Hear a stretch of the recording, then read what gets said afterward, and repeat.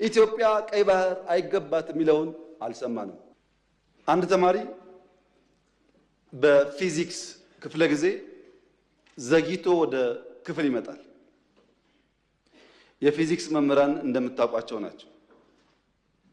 የእነሱን ክፍለ ጊዜ ማርፈድ ነውር ብቻ ሳይሆን ወንጀል አድርጎ ያስባሉ። በአማርኛ ክፍለ ጊዜ እንደምንም ይገባል፣ በጂኦግራፊ እንደምንም ይገባል።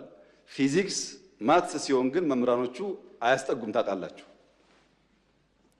እና አንደኛው ተማሪ አርፍዶ መጣ። ለምን አርፍደ መጣ ሳይለው መምህሩ እንዴት በእኔ ክፍለ ጊዜ ተረፍዳለህ ብሎ በረንዳ ላይ ከክላሱ በር ላይ ተንበርከክ ይለዋል። ተማሪ ተንበርክኮ ፔሪዮዱ ያልቅና ደውል ሲደወል መምህሩ ሲወጣ ተማሪው ዘሎ ይገባል ወደ ክፍሉ። ሲገባ ብላክቦርድ ላይ ሁለት ጥያቄዎች ያያል። ሆምወርክ መስሎት እንዳያመልጠው ቶሎ ይጽፋል። ጊዜ አልነበረውም።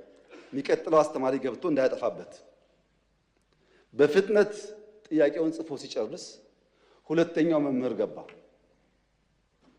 እና ቀጠለ ትምህርቱ። ቀኑ ዓርብ ዕለት ነበረ።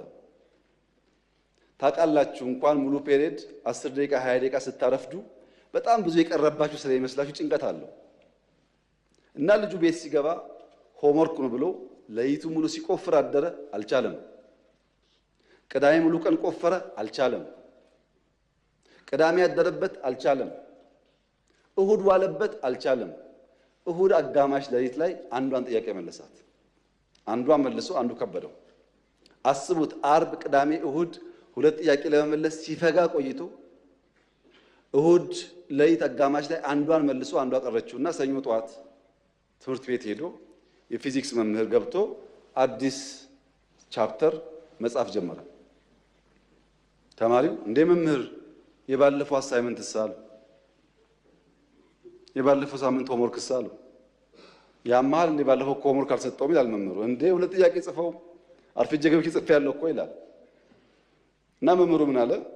እነዚህ ሁለት ጥያቄዎች እኮ በዓለም ላይ ያሉ የፊዚክስ አዋቂዎች ሞክረው አቅቷቸው ያልተመለሱ ጉዳዮች ናቸውና እዚህ ያለውም ተማሪ ጊዜ እንዳታባክኑ እንኳን እናንተ ሳይንቲስቶች አልመለሱትም እየጻፍኩላቸው እንጂ ስሩ እኮ አላልኳቸውም ማለት። አሃ እንደዚያማ ከሆነ አንዱ መልሼዋለሁ። መምህሩ ሲያይ ሰው ሲያሳዩ ለካ ትክክል አንደኛውን ፈቶታል። ዓለም አልቻለም የተባለው ለምን ስላልሰማ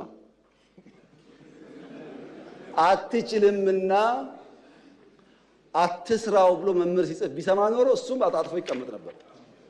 እሱ አልሰማም አትችልም ማለት ነው። እና የተከበረው ምክር ቤት ኢትዮጵያ ቀይ ባህር አይገባትም የሚለውን አልሰማንም። አመሰግናለሁ።